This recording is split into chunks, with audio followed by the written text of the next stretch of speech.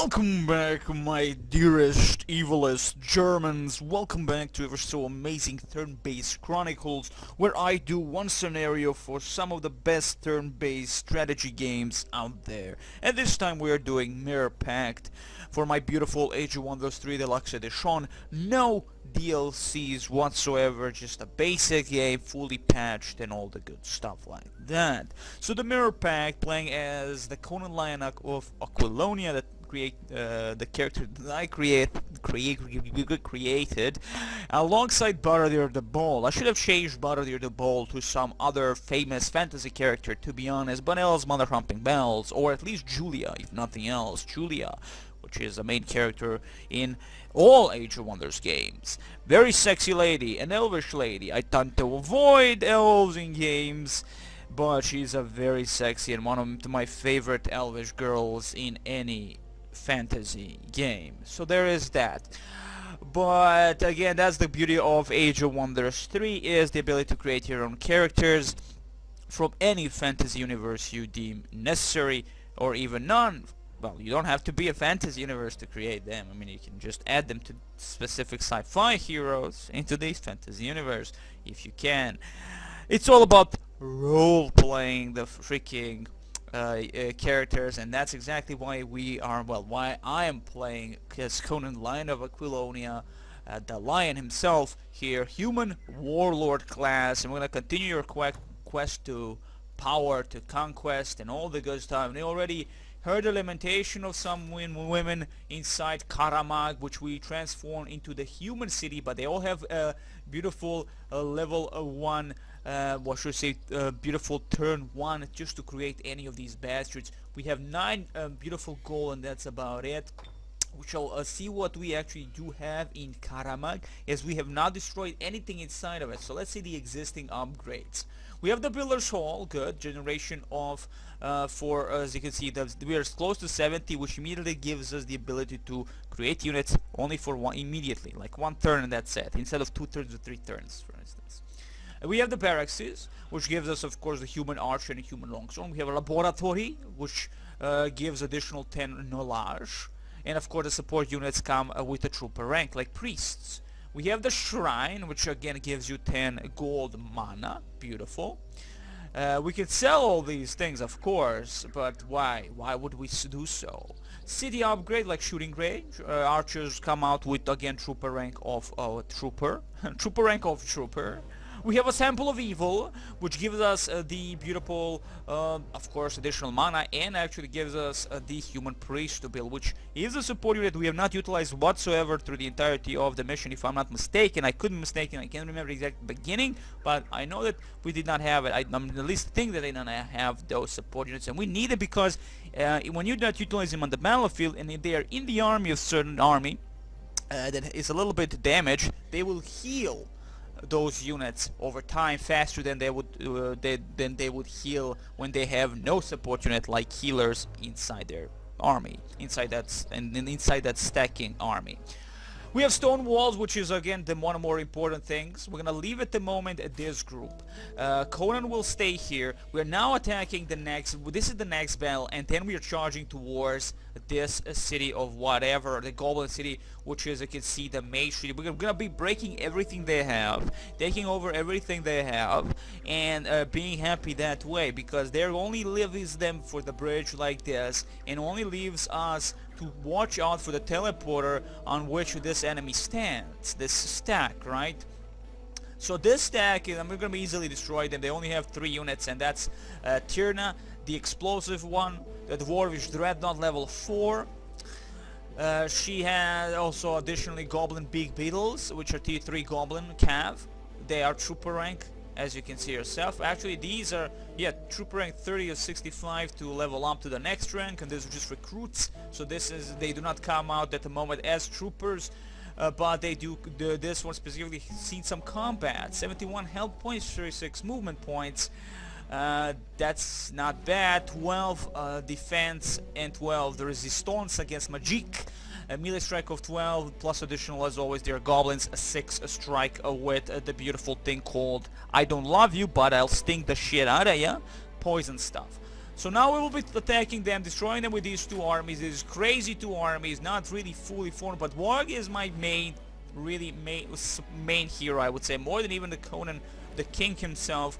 But King will see his battles, he will see what needs to be done. He is great, he is amazing, he is beautiful. And I consider this is a mirror match, we know where everything really is. Now we have this scout, and what I want to do with the scout specifically is avoid, because now that we have collected this tower, avoid enemy contacts as much as possible. For as much as possible. Run, my girly girl. She's a human thing.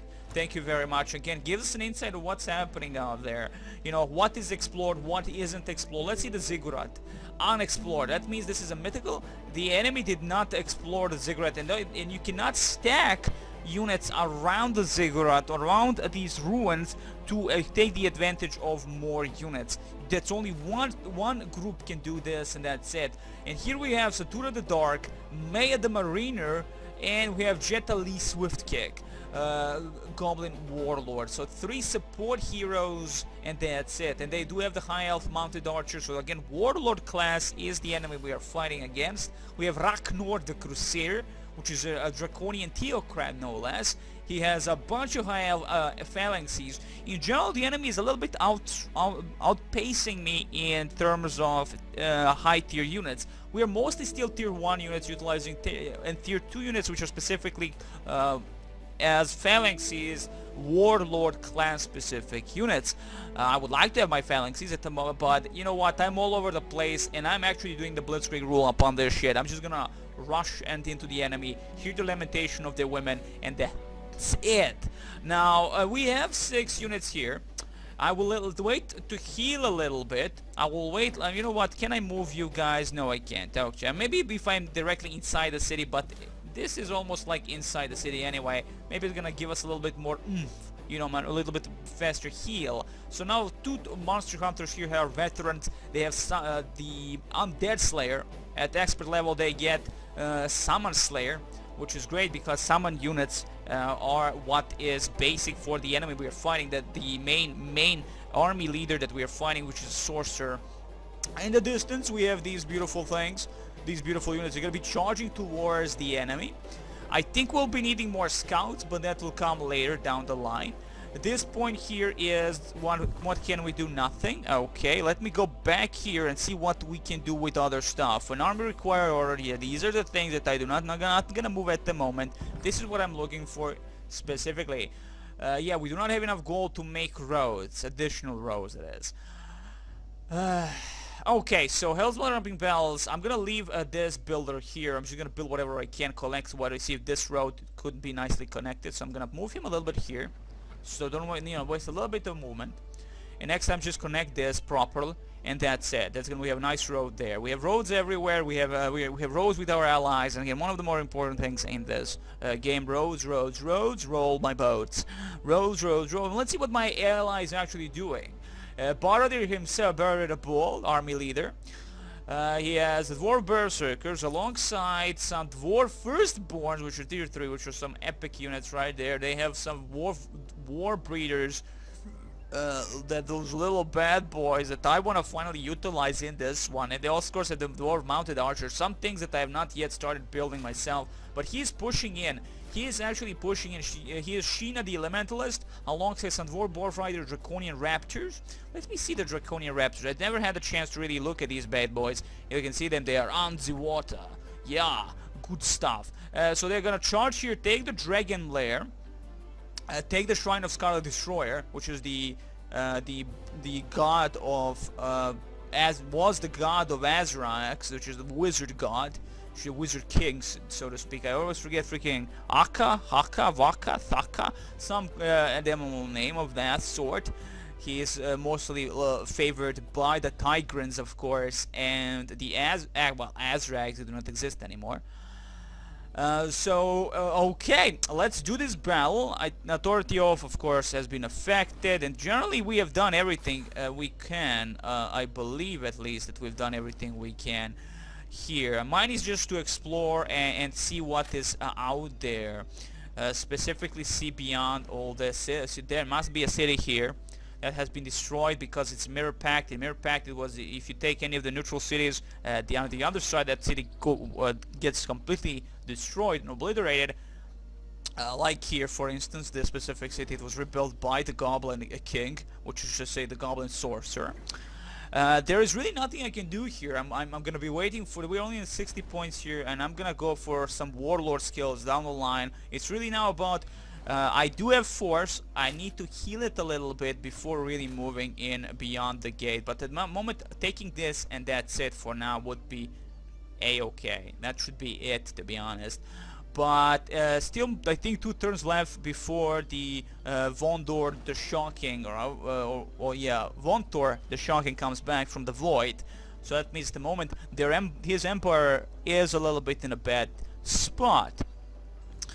Very bad spot. So okay, let's finally do this battle and end the video after that. Hell's Mother Upping Bells. Again, very likely victory. We're gonna be raping those fuckers.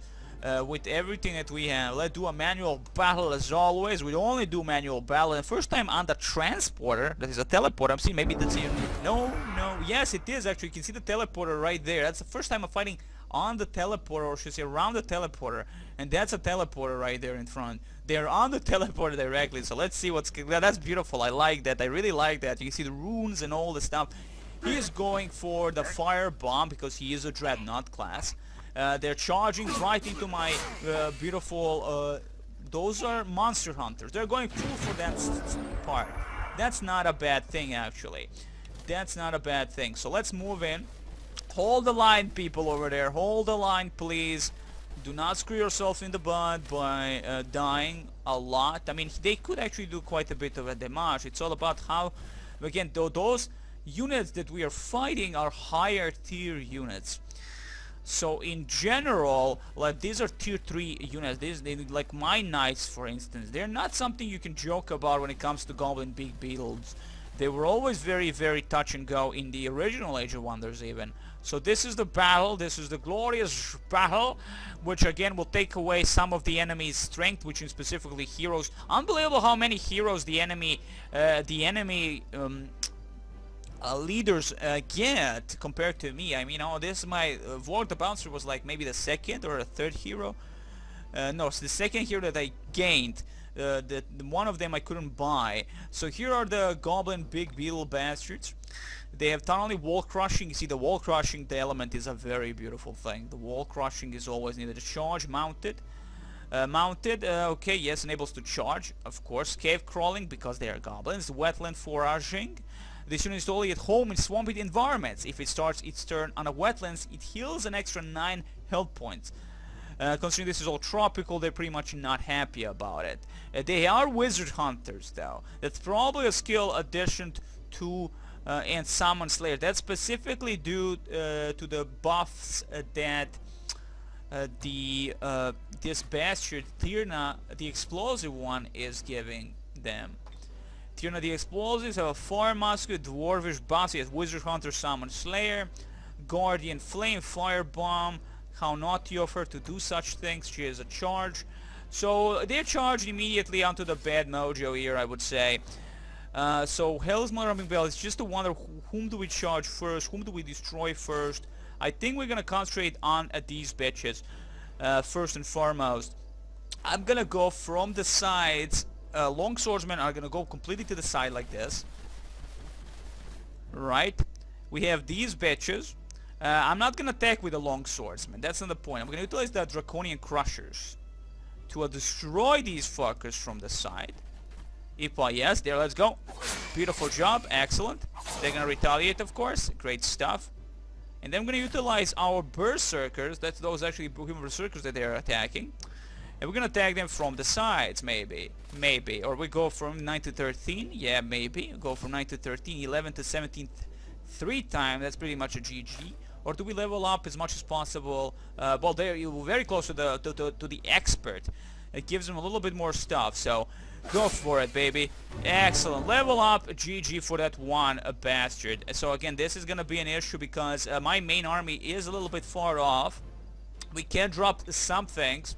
We could drop, of course, we can utilize the movement, which is like a sprint thing, and gives you plus 12 additional movement I'm not gonna do that at the moment, no point, because he's just gonna be alone if he charges these bitches. But we have these. We have the panic attack, which is only for 9 or less, and these are 12 defense on a 15-15. So in general, our attack would be completely wasted by the Warg the Bouncer. Like completely wasted. We have the blind, we have the poison blades. Poison blades 12, let's see, 6 to 8 damage. 7 to 11, 4 to 6, blight protection. Let's do that immediately here. Excellent job. Beautiful. Rain of the poison blades. Is that all we really do? Yes, it is. Okay, now he hasn't actually turned towards the wrong side. And most of these units are just basically long swordsmen. So what I'm gonna try and just keep units alive that are valuable, like the Draconian Crusher, because he is already leveled up. These are trooper rank units.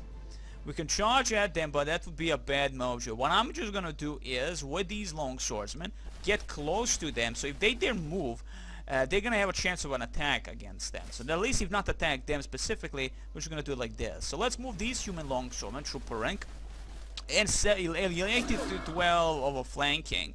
Beautiful stuff. Now I'm gonna actually, I can't, I dropped everything. Okay, well that's okay. I have done what I could. Let's end this and see how this is gonna go. Some units into the defense posture go, and there you go. They tried, did nothing. Okay, there we're gonna lose those long swordsmen. Yeah, we're gonna lose those long swordsmen. Oh, okay, he's going for the Warg the Bouncer. I think he's going for the... No, he's not. He tried to kill the Draconian Crusher. One bastard alive. He will take, like, holy crap. Okay, that was not the enemy to try such a thing. Let's charge again with the Berserkers. And let's see the damage, the flanking damage there. Thank you very much. Let's go against the Goblin Big Beetle from the side with these forces. Let's go, Longswordmen of Aquilonia. Deal with these little bitches. Okay, you did not deal with these bitches. Let's do it with the flanking again, and there's gonna be a GG for those. Beautiful job. Excellent job. Too bad the Draconian Crushers got crushed. Too bad they got completely annihilated. Do remember, I do have the ability to resurrect, but a leader not present, and that's a double cost because of that. That's a double cost because of that. Now we have an Assassino, mind you, so I'm gonna do this. I can get behind this fucker and just outright flanking kill him. Go Warg the Bouncer, show the bitch who's her daddy, and gets a level on, which is always the most important thing, of course, and a good GG right there. Excellent job. We lost only one unit long swordsman. That's fine, Demon. That's completely fine. Hero has leveled up, which is something I'm gonna go for immediately. Counter Poison Cloak and Dagger gives us plus 10 additional mana to drop. Cunning Escape shrouds target friendly unit in shadows to conceal it from enemy troops, allowing the unit to instantly leave combat. Cunning Escape can only be used by the attacking player. Leave combat, so this is if we want to help them out without losing that specific unit. Oh, that's interesting. Free movement. Unit does not hindered by any terrain movement. Oh, that's actually good. That's something that is the most important fucking thing to me. Free movement. Coup de grace. Immediate attacks deal an additional 5 damage again ensnared in net, entangled, frozen, petrified, stunned, or webbed units. That's good. That's very good. But these are the things we cannot get now. At all. Counterpoise, Cloak and Dagger and all that. The Undead Slayer, really not a thing I'm gonna go for. Attempts to taunt enemy target. Taunted units don't obey order, and instead they attempt to attack the nearest enemy unit with their melee attack for... Wow, good. That's actually not bad. If we ability to do that, that'd be nice. Sabotage is again specifically against machines. Or does a 40 damage to a target wall. Wow, that's actually good, specifically, you know, because we do not have anything for the walls thing. We don't have many things for the walls thing. When we fight the enemy and try to siege them, that is, we never have anything against the walls, and he can just break down the walls slowly but surely. That's not bad, that's not bad. Let me just see, 55 health, 12, 8, and 15 damage. You know what, I'm gonna increase his melee strength by 1. Night vision, that's against +2 vision range underground, and again no point. at all. Project, ooh, additional 2 again. Ooh, that's amazing. 2 against projectile resistance gives improved projectile resistance. That's something everybody needs. That wow, you dude. Like you just like wow. Actually, we have something useful. Fortified shoes of adventurous spirit. Strong. A leg gear item. Mountaineering. The unit's move cost for traversing mountains reduced by 8 movement plus 1 defense. Let's go for it, man. Let's go for it. And of course, he has additional prototype rifle. To be honest, having these prototype rifles, I'm keeping it for maybe for the next hero that comes around. Way better than the crossbow, heavy crossbow, because hell smaller upping bells, causing the enemy to lose 50% of movement. You know, the chance to stagger. Well, just a crossbow is a shitty crossbow. I might even sell the fucking thing if I like sell for 20 gold on 5 mana. Nah, I'm just gonna keep it for now where you are. Thank you very much, and that's it. So the next thing, next turn, next time. Well, actually, next time is gonna be like this. We're gonna do auto combat for the very first time.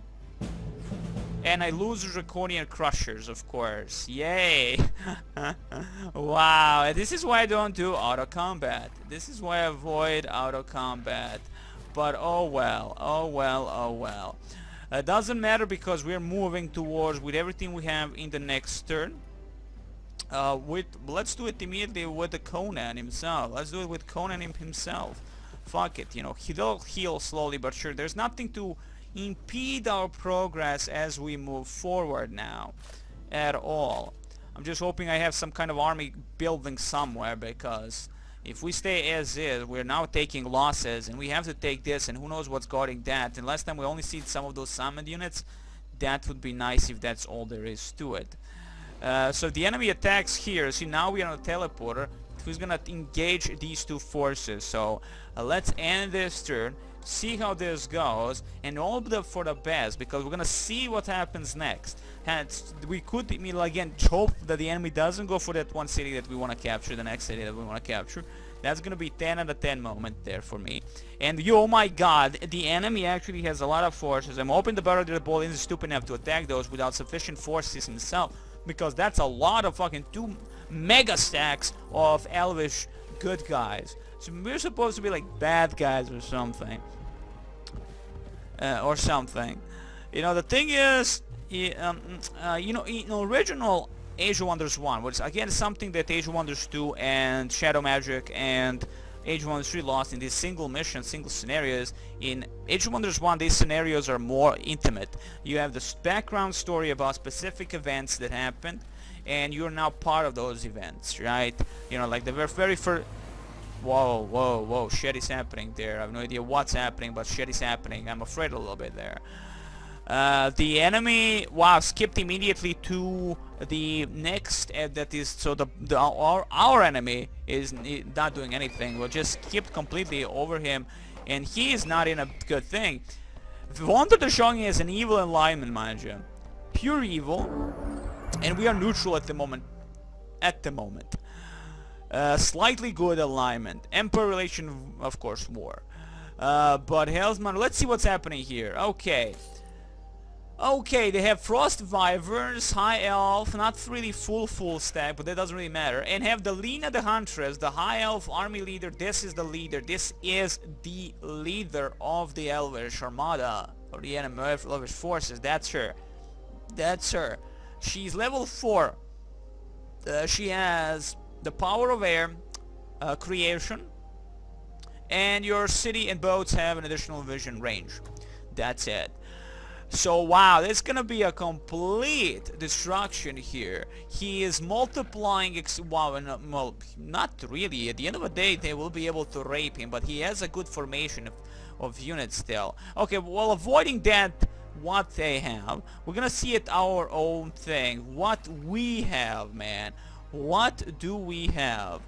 Too bad no roads here, so we can't really see completely what's here. Okay, really nothing bad. Let's get close. Let's get close.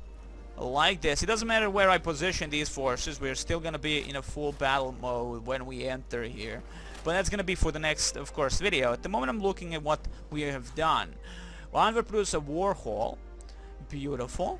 War hall is a needed thing, I would say, because now we have the human halberdier and human cav, which again something we missed, and consider that we can only build them immediately in 1/3, this is just a 10 out of 10 situation for us. Constant reinforcements. And constant reinforcement. Now we have a guard house, which gives the pikemen units a +1 rank. We have the shrine, the shooting grounds, stone walls, master's guild, generates +15 additional beautiful production. This is actually not bad at all, but I'm thinking to go for the Hall of Chivalry. Gives an ability to human knight, which I would really like. A human knight, like, give me my human knight. That's 300 gold pieces. We do not have 300 gold pieces. Rider Hall, 50 gold pieces. You know what? Let's go with the basic shit. Let's go with the human halberdier, right? Let's go with the beautiful human... No, you know what? Screw that. No, Demon, be smart about this. Give them a little bit of love. Give them a little bit of love. Rider's Hall gives 1 rank on the cav units. Guard House gives a rank to the halberdier's units, and that's how it's gonna be. Other closer towns are gonna build forces for us, which I would say will be the most important thing. I'm not gonna move anyone yet, but that's gonna be again for the next video. But I'm just gonna again see what has been produced. Excellent. The city of Gamma produced human monster. Sorry about that. Anywho, so let's see what we can do here. And that's specifically again the Dwarf Riders done and done. GG. Again, the Dwarf Rider, first time we're gonna be utilizing the Dwarf Rider, which is like our very first cav for the dwarf. They look evil-ishly evil, sexy like beasts. 57 health, 32 movement, 15 physical defense, and 10 against this, 15 damage. Beautiful stuff. Borshire actually has grown into a town. Really? Yeah, amazing. Let's see that. Human city, Borshire, beautiful stuff. So now more of everything for us. More of everything. I love again like how many houses are all around. They're just beautiful looking. We have this sheep moving left and right. Anyway, the next time more love, more drugs, and we're gonna be attacking this town, which is the town of Nirithik. Before again the enemy leader comes into play, and that's gonna be a bad mojo, because then they're gonna utilize the full firepower and full research and all the good stuff. But before I actually end, this is what I was actually interested in. Go over the mountains, my dear. See what you can see. Okay, so in general they have not rebuilt everything, or if anything, this was a town once. They have not rebuilt this town. I would say that this is gonna be a very easy win for us against the Goblin Sorcerer. He doesn't have the economy to sustain everything, and if that is true, that means they only have like 1 possible town to 2 possible towns to attack us with, because this is basically a mirror match. So he has this town because it was destroyed by him when he took it, and he has additional probably here a town which is the main capital city of his. And next time, a lot more drugs and more Age of Wonders 3 goodness.